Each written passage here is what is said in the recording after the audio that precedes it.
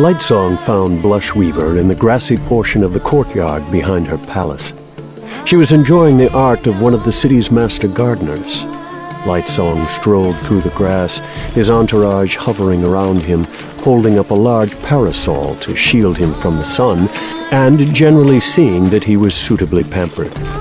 He passed hundreds of planters, pots, and vases filled with various kinds of growing things, all arranged into elaborate formal patterns and rows.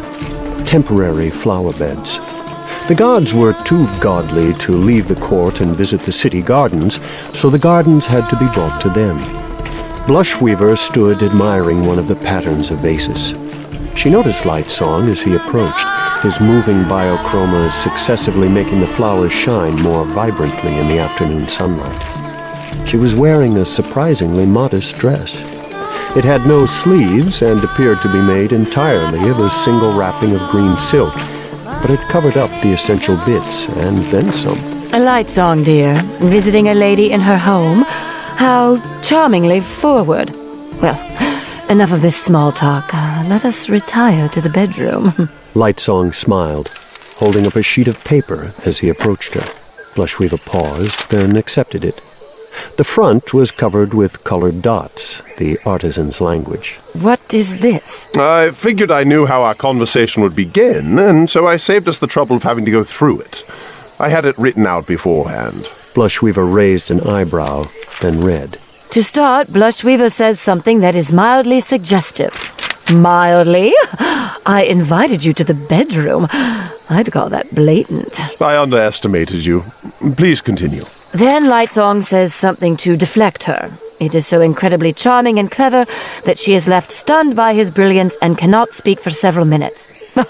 Oh, honestly, Lightsong, do I have to read this? It's a masterpiece. Best work I've ever done. Please, the next part is important. Oh, all right. Blushweaver says something about politics, which is dreadfully boring. But she offsets it by wiggling her chest. After that, Lightsong apologizes for being so distant lately. He explains that he had some things to work out. Does this mean that you're finally ready to be part of my plans? I don't think that the Queen is involved in a plot to take the throne. Although I've spoken with her only briefly, I am convinced. Then why agree to join with me? Because I intend to see that you don't crush her, or the rest of us. My dear, dear Lightsong, I assure you that I am harmless. I doubt that. Now, you should never point out a lady's departure from strict truth. Anyway, I'm glad you came. We have work to do. Work? That sounds like work. Of course, dear. Blushweaver began to walk away. Lightsong hurried and caught up. Work? Do you know what my philosophy on that word is? I have somehow gotten the subtle impression that you do not approve of it. Oh, I wouldn't say that. Work, my dear Blushweaver, is like fertilizer. It smells? No, I was thinking that work is like fertilizer in that I'm glad it exists. I just don't ever want to get stuck in it. Oh, that's unfortunate, because you just agreed to do so. I thought I smelled something. Oh, don't be tedious. This is going to be fun. Mercy Star got attacked last night. Oh, my dear Blushweaver, it was positively tragic! Lightsong raised an eyebrow. Mercy Star was a gorgeously voluptuous woman who offered a striking contrast with Blushweaver. Both were, of course, perfect examples of feminine beauty. Blushweaver was simply the slim yet busty type, while Mercy Star was the curvaceous yet busty type. Mercy Star lounged back on a plush couch, being fanned with large palm leaves by several of her serving men. Mercy Star, dear. I can understand how you must feel. Can you? Can you possibly?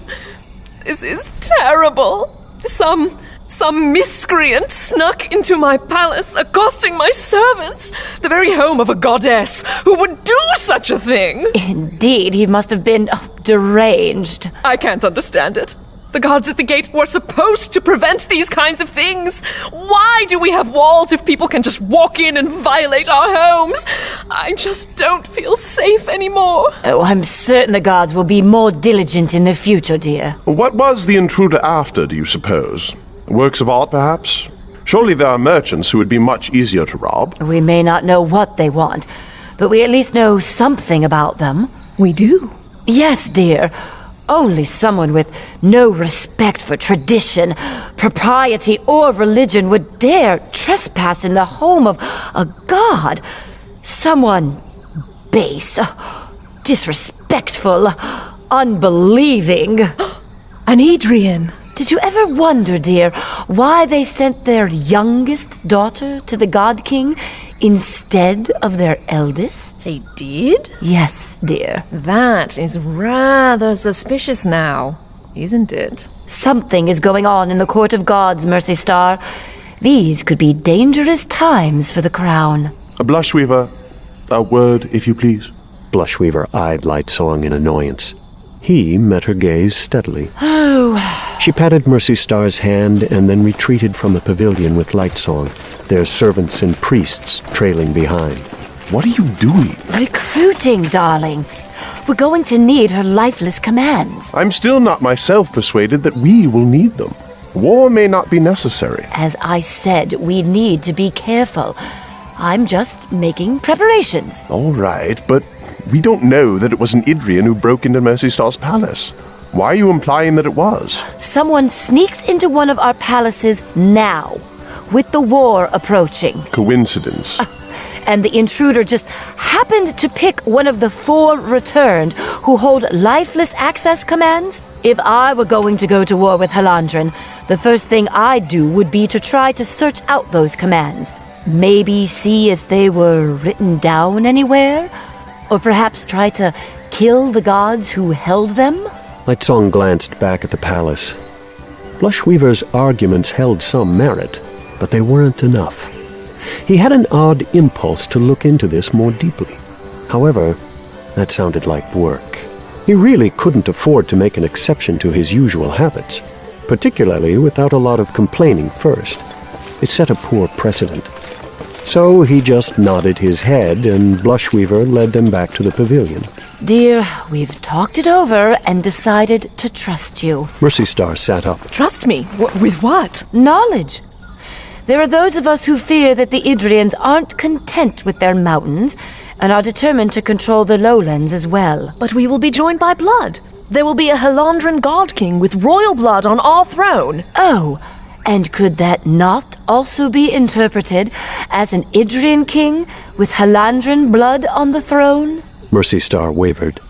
Then, oddly, she glanced at Lightsong. Do you believe this? Why did people look toward him? He did everything to discourage such behavior, but they still tended to act like he was some kind of moral authority. I think that some preparation would be wise. Though, of course, the same can be said for dinner. Blushweaver gave him an annoyed look, though by the time she looked back at Mercy Star, she had her consoling face on again. We understand that you've had a difficult day, dear, but please, consider our offer. We would like you to join with us in our precautions. What kind of precautions are you talking about? Simple ones. Thinking, talking, planning. Eventually, if we think we have enough evidence, we will bring what we know to the God King. Yes, I can see. Preparation. It would be wise. Rest now, dear. Blushweaver rose and led Lightsong away from the pavilion. They walked leisurely across the perfect lawn back toward Blushweaver's own palace. Lightsong felt a reluctance to go, however. Something about the meeting bothered him. Oh, she's a dear. You just say that because she's so easy to manipulate. Of course, I positively love people who do as they should. Should it being defined as whatever I think is best. At least you're open about it. To you, my dear, I'm as easy to read as a book. Maybe one that hasn't been translated to Halandran yet. Oh, you just say that because you've never really tried reading me. Though I must say that there is one thing about dear Mercy Star that positively annoys me. And that is? Her armies. Why did she, goddess of kindness, get command of 10,000 lifeless? It's obviously a dire error in judgment, particularly since I don't have command of any troops. Blushweaver, you're the goddess of honesty, communication, and interpersonal relationships. Why in the world would you be given stewardship of armies? There are many interpersonal relationships related to armies. After all, what you call one man hitting another with a sword, that's interpersonal. Quite so. Now, I should think that you'd appreciate my arguments, since relationships are, in fact, war. As is clear in our relationship, dear Lightsong. Lightsong, pay attention to me. Yes? I must say, your banter has been decidedly off today. I may just have to find someone else to play with. Yes. Lightsong was studying Mercy Star's palace. Tragic. Now, the break-in at Mercy Star's, it was just one person. Supposedly. It's not important. Was anyone injured? A couple of servants. One was found dead, I believe. You should be paying attention to me, not that silly... Someone was killed. So they say. I'm going to go back and talk to her some more. Fine, but you'll do it without me. I have gardens to enjoy. All right, I'll talk to you later. Blushweaver, her hands on her hips, watched him go. Lightsong ignored her irritation, however, more focused on what? So some servants had been hurt. It wasn't his place to be involved in criminal disturbances, and yet he walked straight to Mercy Star's pavilion again, his servants and priests trailing behind as ever. Mercy Star was still reclining on her couch. Lightsong? I returned because I just heard that one of your servants was killed in the attack. Oh, yes, poor man. What a terrible occurrence. I'm sure he's found his blessings in heaven. Funny how they're always in the last place you consider looking. Tell me, how did the murder happen? It's very odd, actually.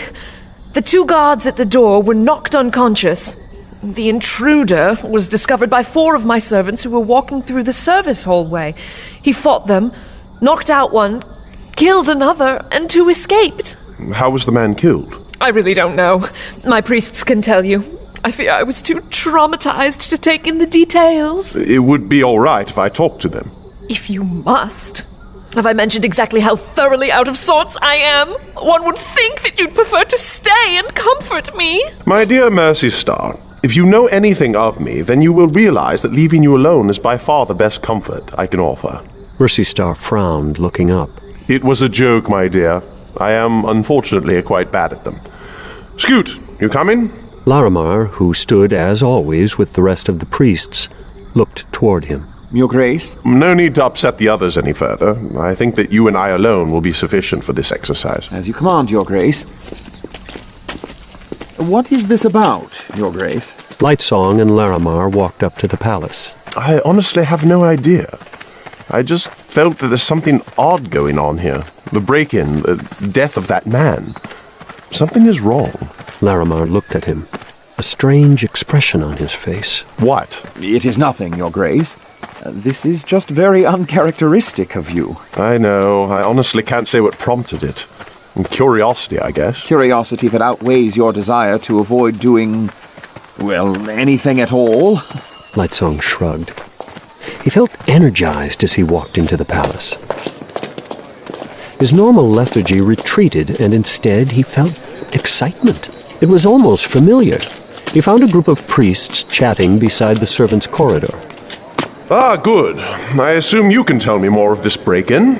Your Grace, I assure you, we have everything under control. There is no danger to you or your people. Yes, yes. Is this where the man was killed, then? They glanced at each other.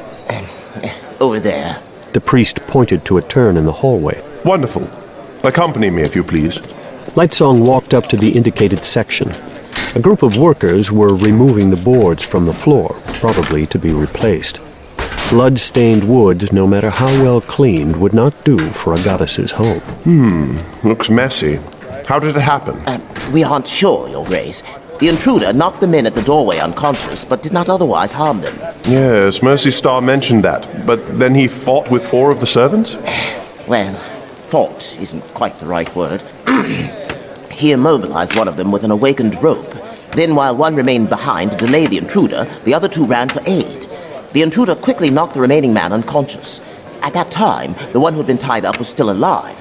When help finally came, delayed by a lifeless animal that was causing confusion, they found the second man still unconscious.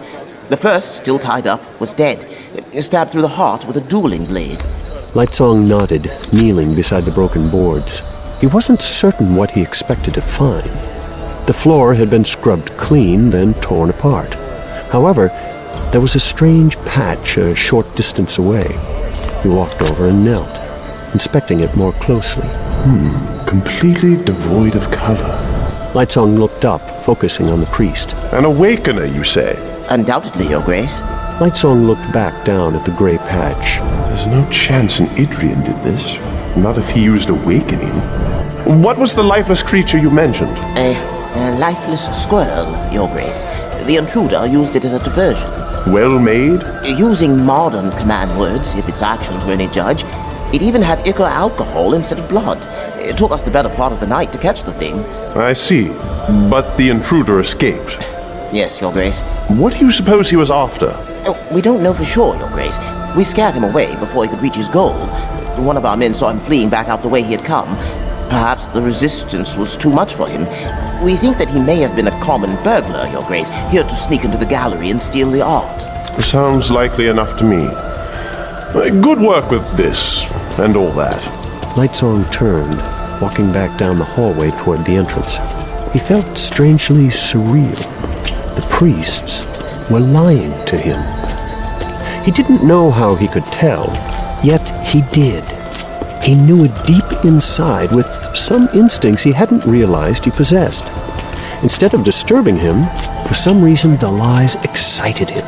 Your Grace, did you find what you wanted? That was no Idrian who broke in. Larimar raised an eyebrow. There have been cases of Idrians coming to Halandren and buying themselves breath, Your Grace. And have you ever heard of one using a lifeless? No, Your Grace. Idrians hate lifeless. Consider them abominations or some such nonsense. Either way, it wouldn't make sense for an Idrian to try to get in like that. What would be the point? Assassinating a single one of the returned? He or she would only be replaced, and the protocols in place would be certain that even the lifeless armies weren't without someone to direct them for long. The possibility for retaliation would far outweigh the benefit. So you believe that it was a thief? Of course not. A common burglar with enough money or breath that he can waste a lifeless just for diversion? Whoever broke in, he was already rich. And besides, why sneak through the servants' hallway? There are no valuables there. The interior of the palace holds far more wealth. Larimar fell quiet again. He looked over at Lightsong, the same curious expression as before on his face. That's some very solid reasoning, Your Grace. I know. I feel positively unlike myself. Perhaps I need to go get drunk. You can't get drunk. Ah, but I certainly enjoy trying. They walked back toward his palace, picking up his servants on the way. Larimar seemed unsettled. Lightsong, however, simply felt excited. Murder in the court of gods. True, it was only a servant, but I'm supposed to be a god for all people, not just important ones. I wonder how long it's been since someone was killed in the court. Hasn't happened in my lifetime, certainly. Mercy Star's priests were hiding something.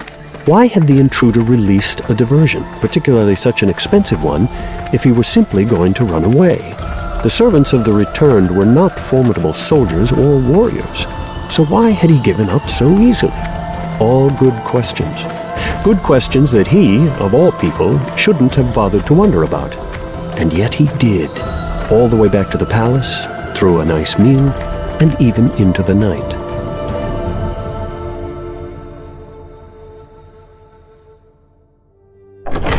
Ciri's servants clustered around her uncertainly as she walked into the chaotic room. She wore a blue and white gown with a 10-foot train. As she entered, scribes and priests looked up in shock. Some immediately scrambled to their feet. Others just stared as she passed, her serving women doing their best to hold her train with dignity. Determined, Ciri continued through the chamber, which was more like a hallway than a proper room. Long tables lined the walls.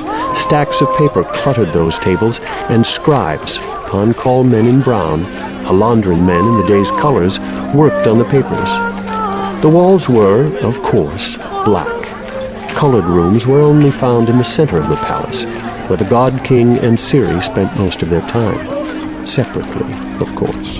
Though things are a little different at night. It felt very conspiratorial of her to be teaching him letters. She had a secret that she was keeping from the rest of the kingdom, a secret that involved one of the most powerful men in the world. That gave her a thrill.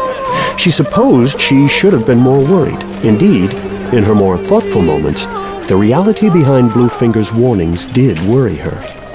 That's why she had come to the scribe's quarters. A relaxed group of priests stood leafing through books in the medium-sized chamber. I want some books. The priests stared at her. Books? Yes. This is the palace library, is it not? Well, yes, Vessel. Well, then, I'd like to borrow some of the books. I'm tired of common entertainment and shall be reading to myself in my spare time. Surely you don't want these books, Vessel. They are about boring topics like religion or city finances. Surely a book of stories would be more appropriate. And where might I find such a more appropriate volume? We could have a reader bring the book from the city collection. He'd be here shortly. No, I do not like that option. I shall take some of these books here. No, you shall not. Ciri turned. Treleades, High Priest of the God King, stood behind her, fingers laced, mitre on his head, frown on his face. You cannot refuse me. I am your queen. I can and will refuse you, Vessel. You see, these books are quite valuable, and should something happen to them, the kingdom would suffer grave consequences. Even our priests are not allowed to bear them out of the room. What could happen to them in the palace, of all places? It is the principle, Vessel. These are the property of a god.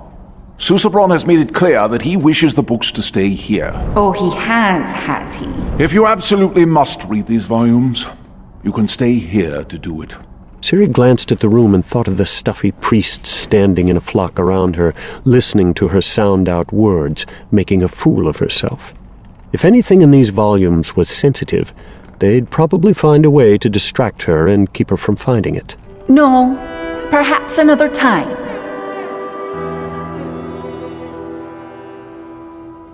The God King carefully scratched out his message. I told you that they would not let you have the books. Ciri rolled her eyes and flopped back onto the bed. She still wore her heavy evening dress. For some reason, being able to communicate with the God King made her even shyer. She only took off the dresses right before she went to sleep, which lately was getting later and later. Susebron sat in his usual place, not on the mattress, as he had that first night. Instead, he had pulled his chair up beside the bed. He still seemed so large and imposing. At least, he did until he looked at her, his face open, honest. He waved her back toward him where he sat with a board, writing with a bit of charcoal that she'd smuggled in.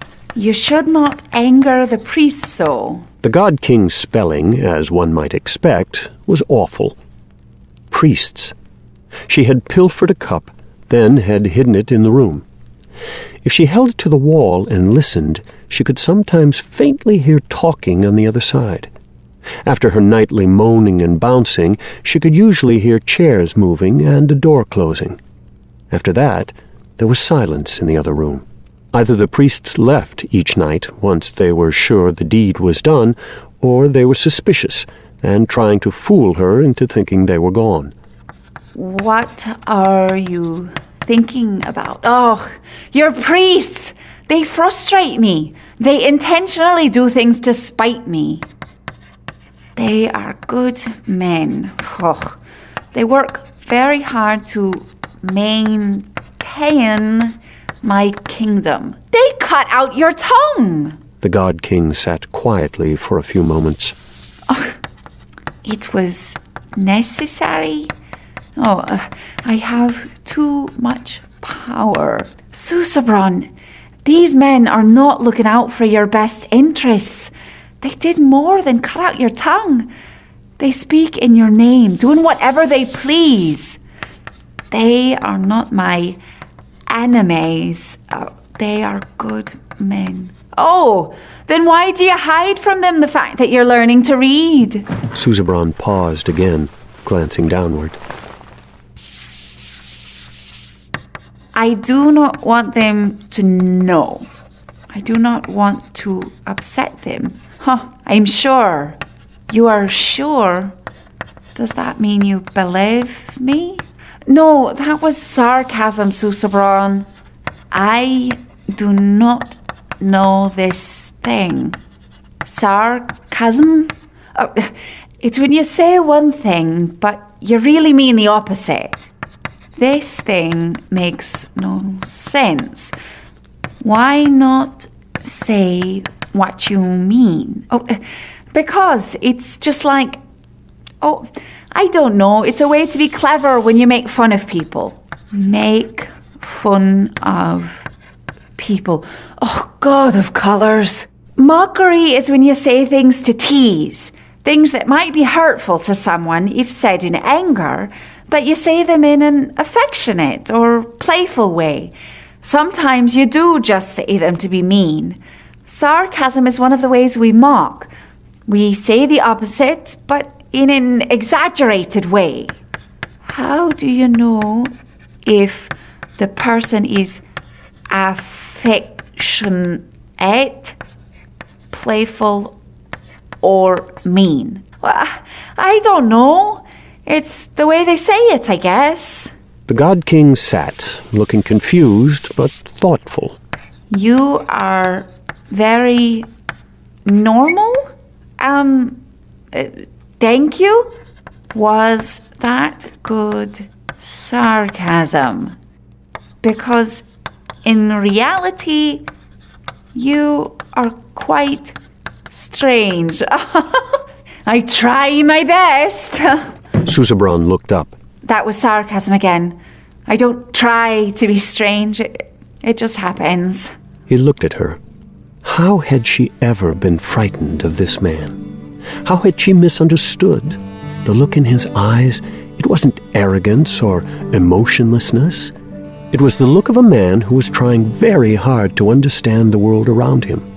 It was innocence, earnestness. However, he was not simple. The speed at which he'd learned to write proved that. True, he'd already understood the spoken version of the language, and he'd memorized all of the letters in the book years before meeting her.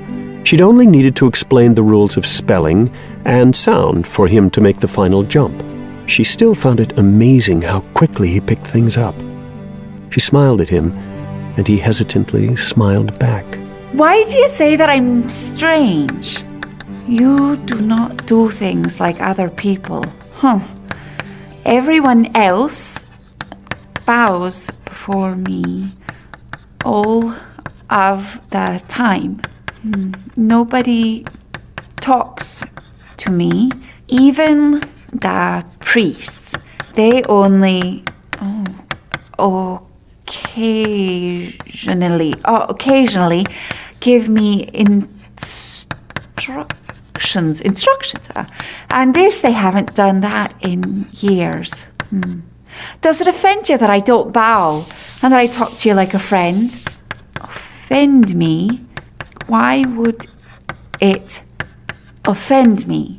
Do you do it in sarcasm? No, I really like talking to you. Then I do not understand. Everyone else is afraid of you because of how powerful you are.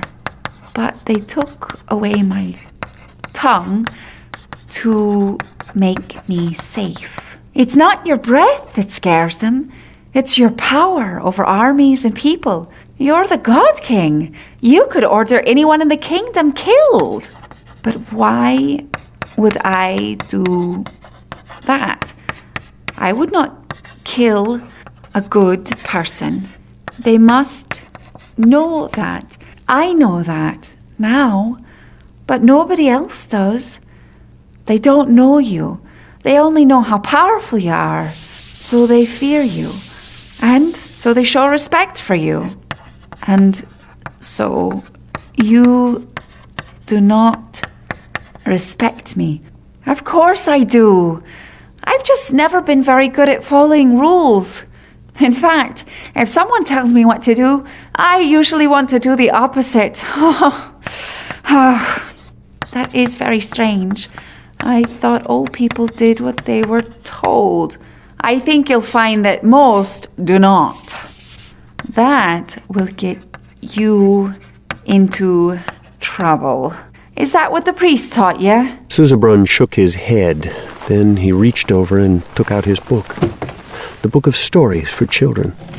He brought it with him always, and she could see from his reverent touch that he valued it greatly. It's probably his only real possession.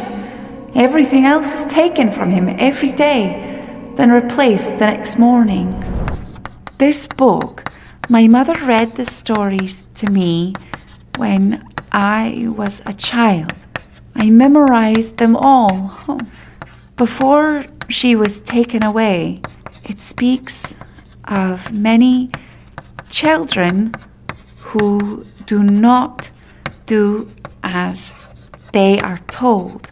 They are often eaten by monsters. Oh, are they? Do not be afraid. My mother taught me that the monsters are not real, but I remember the lessons the stories taught. Obedience is good. You should treat people well. Do not go into the jungle by yourself. Do not lie. Do not hurt others. These stories, your desire to treat people well, is that what kept you from taking me on any of those nights when I first came into the room? From taking you, I do not understand. Ciri blushed, hair turning red to match. I mean, why did you just sit there? Because I did not know what else to do. I knew that we need to have a child. So I sat and waited for it to happen. We must be doing something wrong, for no child has come. You don't know how to have children? In the stories, a man and a woman spend the night together. Then they have a child. We spent many nights together, and there were no children. And none of your priests explained the process to you? No. What process do you mean? Ciri sat for a moment. No, I am not going to have that conversation with him. I think we'll talk about this another time. It was a very strange experience when you came into the room that first night. I must admit, I was very scared of you. Ciri smiled as she remembered her own terror. It hadn't even occurred to her that he would be frightened. Why would it have? He was the God King. So, you were never taken to other women? No. I did find it very interesting to see you naked. That's not what we're talking about right now. I want to know about other women. No mistresses? No concubines? No. They really are scared of you having a child. Why say that? They sent you to me. Only after 50 years of rule, and only under very controlled circumstances, with the proper lineage to produce a child with the right bloodline. Bluefingers thinks that a child might be a danger to us. I do not understand why. This is what everyone wants? Oh, there must be an heir. Why? You still look like you're barely 2 decades old. Your aging is slowed by your biochroma. Oh, without an heir, the kingdom is in danger. Should I be killed, there will be nobody to rule? And that wasn't a danger for the last 50 years? Ugh. They must think that you're in danger now, but not from sickness. Even I know that Return don't suffer from disease. In fact, do they even age at all? I don't think so. How did the previous God Kings die? There have been only 4. I do not know how they died for certain. Only 4 kings in several hundred years, all died of mysterious circumstances. My father died before I was old enough to remember him. I was told he gave his life for the kingdom, that he released his biochromatic breath, as all returned can, to cure a terrible disease. The other returned can only cure one person. A God King, however, can cure many. That is what I was told. There must be a record of that then, somewhere in those books the priests have guarded so tightly. I am sorry that they would not let you read them. There wasn't much chance of it working. I need to find another way to get at those histories. Having a child is the danger. That's what Bluefinger said. So whatever threat there is to my life, it will only come after there is an heir. Bluefingers mentioned a threat to the God King too.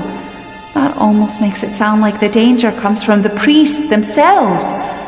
Why would they want to harm their own god? Ciri glanced at Susebron, who was flipping intently through his book of stories. She smiled at the look of concentration on his face as he deciphered the text. Well, considering what he knows of sex, I'd say we don't have to worry much about having a child in the near future. Of course, she was also worried that the lack of a child would prove just as dangerous as the presence of one. Vivenna went among the people of Taetalir and couldn't help feeling that every one of them recognized her. She fought the feeling down. It was actually a miracle that Tem, who came from her own home city, had been able to pick her out. The people around her would have no way of connecting Vivenna to the rumors they might have heard, especially considering her clothing. Immodest reds and yellows layered one atop the other on her dress. The garment had been the only one that Parlin and Tongfa had been able to find that met her stringent requirements for modesty. The tube-like dress was made after a foreign cut from Tetradil across the inner sea. It came down almost to her ankles, and though its snugness emphasized her bust, at least the garment covered her almost up to the neck and had full-length sleeves. After a month in the city, she was also beginning to get the hang of moving with the flow of traffic. She still wasn't sure she wanted to be out, but Denth had been persuasive. You know the worst thing that can happen to a bodyguard? Letting your charge get killed when you aren't even there. We have a small team, Princess. We can either divide and leave you behind with one guard, or you can come with us. Personally, I'd like to have you along where I can keep an eye on you. And so she'd come, dressed in one of her new gowns, her hair turned an uncomfortable yet un-Idrian yellow, and left loose, blowing behind her. She walked around the garden square as if out on a stroll, moving so that she wouldn't look nervous. The people of Taetalir liked gardens. They had all kinds all over the city. In fact, from what Vivenna had seen, most of the city practically was a garden. Palms and ferns grew on every street, and exotic flowers bloomed everywhere year-round. Vivenna strolled along the perimeter of the northwestern garden block. There were ferns and grass to her right. Shops of a quaint, rich, and, of course, colorful variety lay across the street to her left. Tong Fa and Parlin lounged between two of these. Parlin had the monkey on his shoulder and had taken to wearing a colorful red vest with his green hat. She couldn't help thinking that the woodsman was even more out of place in Taitalir than she was, but he didn't seem to attract any attention. Vivenna kept walking. Jules trailed her somewhere in the crowd. The woman was good. Vivenna only rarely caught a glimpse of her, and that was because she'd been told where to look. She never saw Denth. He was there somewhere, far too stealthy for her to spot. As she reached the end of the street and turned around to walk back, she did catch sight of Claude. The lifeless stood as still as one of the Dédainir statues that lined the gardens, impassively watching the crowds pass. Most of the people ignored him. Vivenna continued to walk, and she caught a brief glimpse of Jules in the crowd as she passed. How does she manage to look so relaxed? Each of the mercenaries looked as calm as if they were at a leisurely picnic. Don't think about the danger. Vivenna focused on the gardens. The truth was, she was a little jealous of the Taitarites. People lounged, sitting on the grass, lying in the shade of trees, their children playing and laughing. Dédainir statues stood in a solemn line, arms upraised, weapons at the ready, as if in defense of the people. Trees climbed high into the sky, spreading branches which grew strange flower-like bundles. Wide-petaled flowers bloomed in planters. Vivenna turned away. Her biochroma continued to sense the beauty. The density of life in one area made a sort of buzz inside her chest. Help! Fire! Fire! Vivenna spun, as did most of the other people on the street. The building Tong Fa and Parlin had been standing next to was burning. Vivenna didn't continue to gawk, but turned and looked toward the center of the gardens. Most of the people in the garden itself were stunned, looking toward the smoke billowing into the air. Distraction won. People ran to help, crossing the street, causing carriages to pull up abruptly. At that moment, Claude stepped forward, surging with the crowd, and swung a club at the leg of a horse. The horse went down in a heap, upsetting the carriage it had been pulling. A trunk fell from the top of the vehicle, plunging to the street. The carriage belonged to one Nanrova, high priest of the god Stillmark. Denth's intelligence said the carriage would be carrying valuables. The trunk hit the street, and in a twist of good fortune, it shattered, spraying out gold coins. Distraction 2. Vivenna caught a glimpse of Jules standing on the other side of the carriage. She looked at Vivenna and nodded. Time to go. As people ran toward either gold or fire, Vivenna walked away. Nearby, Denth would be raiding one of the shops with a gang of thieves. The thieves got to keep the goods. Vivenna was joined by Jules and Parlin on the way out. She was surprised to feel how quickly her heart was thumping. Almost nothing had happened. No real danger, no threat to herself. Just a couple of accidents. But then, that was the idea. Hours later, Denth and Tong Fa still hadn't returned to the house. Vivenna sat quietly on the new furniture, hands in her lap. The furniture was green. Apparently, brown was not an option in Taitalir. What time is it? I don't know. Jules stood beside the window, looking out at the street. Should they be back yet? Maybe. Depends on if they decided to go to a safe house to let things cool down first or not. I see. How long do you think we should wait? As long as we have to. Look, do you think you could just not talk to me? I'd really appreciate it. Vivenna stiffened at the insult. Patience. Understand her place. That's what the 5 visions teach. Vivenna stood up, then walked quietly over to Jules. Tentatively, she laid an arm on the other woman's shoulder. It's all right. I understand. Understand? Understand what? They took your breath. They had no right to do something so terrible. You think you understand me?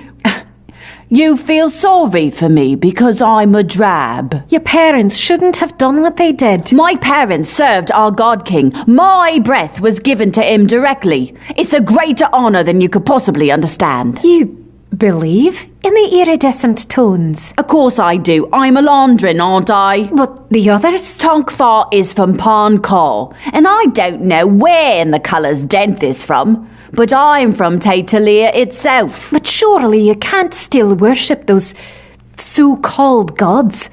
Not after what was done to you. What was done to me? I'll have you know I gave my breath away willingly. You were a child. I was 11, and my parents gave me the choice. I made the right one. My father had been in the dye industry, but had slipped and fallen. The damage to his back wouldn't allow him to work, and I had 5 brothers and sisters. Do you know what it's like to watch your brothers and sisters starve? Years before, my parents had already sold their breath to get enough money to start the business. By selling mine, we got enough money to live for nearly a year. No price is worth a soul. You stop judging me. Collard's phantoms take you, woman. I was proud to sell me breath. I still am. A part of me lives inside the God King. Because of me, he continues to live. I'm part of this kingdom in a way that few others are. That's why we get annoyed with you, Idrians. So certain what you do is right. If your God asked you to give up your breath, or even the breath of your child, wouldn't you do it? You give up your children to become monks, forcing them into a life of servitude, don't you? That's seen as a sign of faith. Yet when we do something to serve our gods, you twist your lips at us and call us blasphemers. Vivenna opened her mouth, but could come up with no response. Sending children away to become monks was different, wasn't it? We sacrifice for our gods, but that doesn't mean we're being exploited. My family was blessed because of what we did. Not only was there enough money to buy food, but my father recovered, and a few years later, he was able to open the dye business again. My brothers still run it. You don't have to believe in my miracles. You can call them accidents or coincidences if you must. But don't you damn well pity me for my faith, and don't you presume you're better just because you believe in something different. Vivenna closed her mouth. Obviously, there was no point in arguing. Jules was in no mood for her sympathy. Vivenna retreated back up the stairs. A few hours later, it began to grow dark. Vivenna stood on the house's second-story balcony, looking out over the city. Most of the buildings on their street had such balconies on the front. Ostentatious or not, from their hillside location they did provide a good view of Taitalir. The city glowed with light. On the larger streets, pole-mounted lamps lined the sidewalks, lit each night by city workers. Many of the buildings were illuminated as well. Such expenditure of oil and candles still amazed her. Yet, with the inner sea to hand, oil was far cheaper than it was in the highlands. She didn't know what to make of Jules' outburst. How could someone be proud that their breath had been stolen and then fed to a greedy returned? The woman's tone seemed to indicate that she was being sincere. She'd obviously thought about these things before. Obviously, she had to rationalize her experiences to live with them. Vivenna was trapped. The 5 visions taught that she must try to understand others. They told her not to place herself above them. And yet, Ostrism taught that what Jules had done was an abomination. The two seemed contradictory. To believe that Jules was wrong was to place herself above the woman. Yet, to accept what Jules said was to deny Ostrism. Some might have laughed at her turmoil, but Vivenna had always tried very hard to be devout. She'd understood that she'd need strict devotion to survive in heathen Halandren. Heathen. Didn't she place herself above Halandren by calling it that word? But they were heathen. She couldn't accept the returned as true gods. It seemed that to believe in any faith was to become arrogant. Perhaps she deserved the things Jules had said to her. Vivenna turned as Denth pushed open the wooden door and stepped out onto the balcony. We're back. I know. I felt you enter the building a little while ago. Oh, I forget that you have so much breath, Princess. You never use it. Except to feel when people are nearby.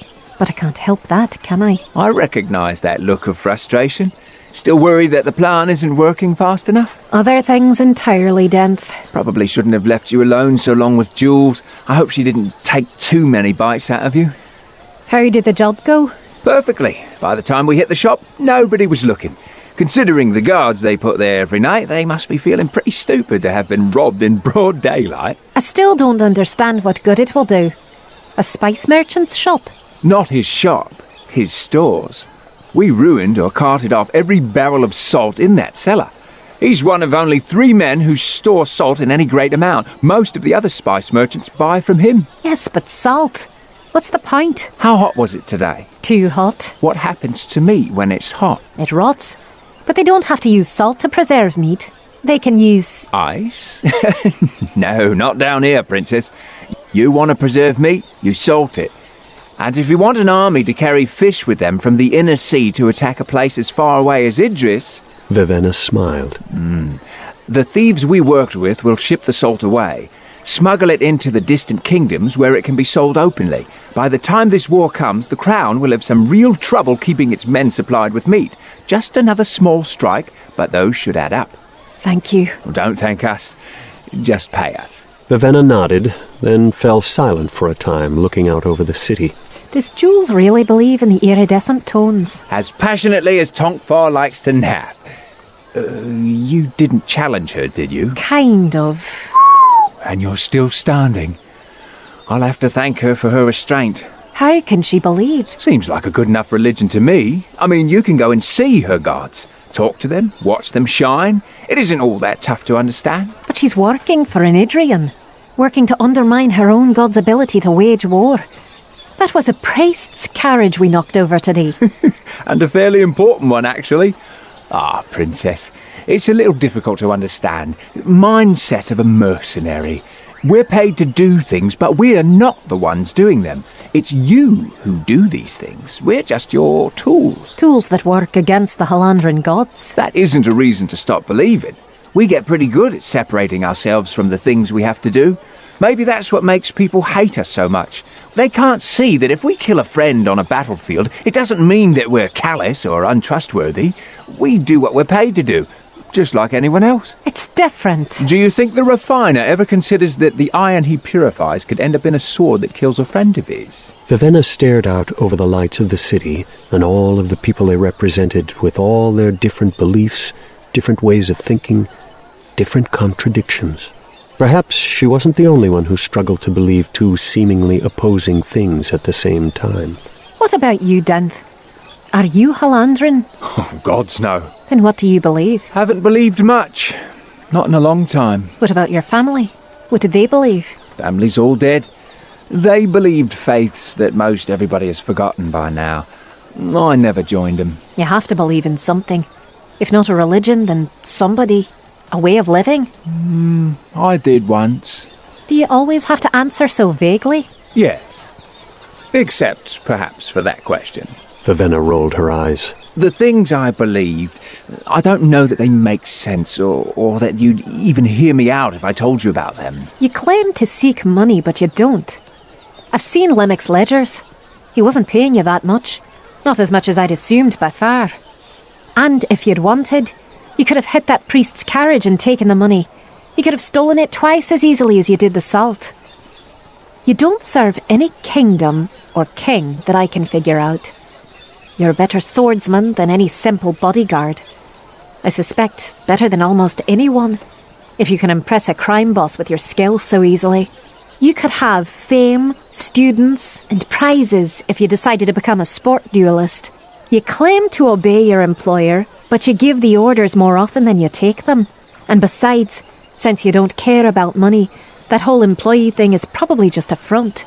In fact, the only thing I've ever seen you express even a spark of emotion about is that man, Vasher, the one with the sword.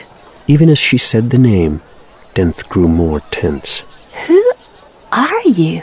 Denth turned toward her, eyes hard, showing her, once again, that the jovial man he showed the world was a mask, a charade, a softness to cover the stone within.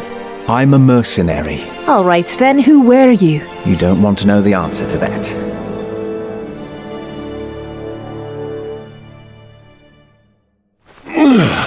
Lightsong awoke and immediately climbed from bed. Beautiful day. His servant stood at the edges of the room, watching uncertainly. What? Come on, let's get dressed.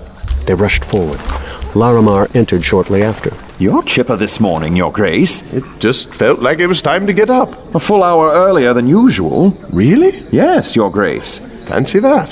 Lightsong nodded to his servants and they stepped back, leaving him dressed. Shall we go over your dreams, then? Lightsong paused, an image flashing in his head. Rain, tempest, storms, and a brilliant red panther. Nope. Your Grace. We'll talk about the dreams another time, Scoot. We have more important work. More important work? I want to go back to Mercystall's palace. Whatever for? I don't know. Very well, Your Grace. But can we at least look over some art first? There are people who paid good money to get your opinion, and some are waiting quite eagerly to hear what you think of their pieces. All right, but let's be quick about it. Lightsong stared at the painting. Red upon red. Shades so subtle that the painter must have been of the first heightening at least. Violent, terrible reds clashing against each other like waves, waves that only vaguely resembled men, yet that somehow managed to convey the idea of armies fighting much better than any detailed, realistic depiction could have. Chaos. Bloody wounds upon bloody uniforms upon bloody skin. There was so much violence in red, his own color. He almost felt as if he were in the painting, felt its turmoil shaking him, disorienting him, pulling on him. The waves of men pointed toward one figure at the center, a woman, vaguely depicted by a couple of curved brush strokes. And yet it was obvious. She stood high, as if atop a cresting wave of crashing soldiers, caught mid-motion, head flung back, her arm upraised, holding a deep, black sword that darkened the red sky around it. The Battle of Twilight Falls. Last conflict of the Many War. Lightsong nodded. He'd known that, somehow. The faces of many of the soldiers were tinged with gray. They were lifeless. The Many War had been the first time they had been used in large numbers on the battlefield. I know you don't prefer war scenes, but... I like it. I like it a lot. Laramar fell silent. Lightsong stared into the painting with its flowing reds, painted so subtly that they gave a feeling of war rather than just an image. It might be the best painting that has ever passed through my hall. Laramar just stared at him, troubled. What? It's nothing. Scoot. I can't speak, Your Grace. I cannot taint your impression of the paintings. A lot of guards have been giving favorable reviews of war paintings lately, eh? It's probably nothing. Just our response to those arguments in the court, I'd guess. Likely. Lightsong fell silent. He knew it wasn't nothing to Laramar. To him, Lightsong wasn't just giving his impressions of art. He was foretelling the future. What did it augur that he liked a depiction of war with such vibrant, brutal colorings? Was it a reaction to his dreams? But last night he hadn't dreamed of war. Finally. He dreamed of a storm, true, but that wasn't the same thing. I shouldn't have spoken. And yet, reacting to the art seemed like the only truly important thing he did. He stared at the sharp smears of paint, each figure a couple of triangular strokes. It was beautiful. Could war be beautiful? How could he find beauty in those gray faces confronting flesh, the lifeless killing men? This battle hadn't even meant anything. It hadn't decided the outcome of the war, even though the leader of the Pawn Unity, the kingdoms united against Halandren, had been killed in the battle. Diplomacy had finally ended the Many War, not bloodshed. Are we thinking of starting this up again? Is what I do going to lead to war? No, I'm just being careful. Helping Blushweaver secure a political faction. Better that than letting things just pass me by. The many wars started because the royal family wasn't careful. What's that sword? Sword? The black one in the woman's hand. I don't see a sword, Your Grace. To tell you the truth, I don't see a woman either. It's all just wild strokes of paint to me. You called it the Battle of Twilight Falls. The title of the piece, Your Grace. I assumed that you were as confused by it as I was, so I told you what the artist had named it. The two fell silent. Finally, Lightsong turned, walking away from the painting. I'm done reviewing art for the day. Don't burn that painting. Keep it for my collection. As Lightsong made his way out of the palace, he tried to regain some of his eagerness, and he succeeded, though memory of the terrible, beautiful scene stayed with him, mixing with his memories of last night's dream with its clashing tempest of winds. Not even that could dampen his mood. Something was different. Something excited him. There had been a murder in the Court of Gods. He didn't know why he should find that so intriguing. If anything, he should find it tragic or upsetting. And yet, for as long as he had lived, everything had been provided for him. Answers to his questions, entertainment to sate his whims. Almost by accident, he had become a glutton. Only two things had been withheld from him: knowledge of his past and freedom to leave the court. Neither of those restrictions was going to change soon. But here, inside the court, the place of too much safety and comfort, something had gone wrong. A little thing. A thing most returned would ignore. Nobody cared. Nobody wanted to care. Who therefore would object to Lightsong's questions? You are acting very oddly, Your Grace. I know.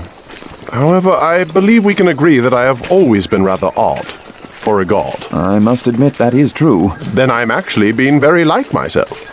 And all is right in the universe. Are we really going back to Mercy Star's palace? Indeed we are. Do you suppose she'll be annoyed at us? That might prove interesting. Are you ready to talk about your dreams yet? I dreamed of a storm. I was standing in it without anything to brace myself. It was raining and blowing against me, forcing me backward. In fact, it was so strong that even the ground beneath me seemed to undulate. Larimar looked disturbed. Anything else? Yes, a red panther. It seemed to shine, reflective, like it was made of glass or something like that. It was waiting in the storm. Are you making things up, Your Grace? What? No, that's what I really dreamed. It wasn't long before they reached Mercy Star's palace of yellow and gold. Lightsong paused before the building, realizing that he'd never before visited another god's palace without first sending a messenger. Do you want me to send in someone to announce you, Your Grace? No. Lightsong noticed a pair of guards standing at the main doorway. The two men looked far more muscular than the average servant, and they wore swords. Dueling blades, Lightsong assumed, though he'd never actually seen one. Is your mistress here? I'm afraid not, Your Grace. She went to visit the All-Mother for the afternoon. All-Mother? Another with lifeless commands. Blushweaver's doing? Perhaps Lightsong would drop by later. He missed chatting with All-Mother. She, unfortunately, hated him violently. Well, regardless, I need to inspect the corridor just inside here, where the attack happened the other night. I don't know if we can let you do that, Your Grace. Scoot! Can they forbid me? Only if they have a direct command to do so from Mercy Star. Lightsong looked back at the men. Reluctantly, they stepped aside. It's perfectly all right. She asked me to take care of things. Kind of. Coming, Scoot? Larimar followed Lightsong into the corridors.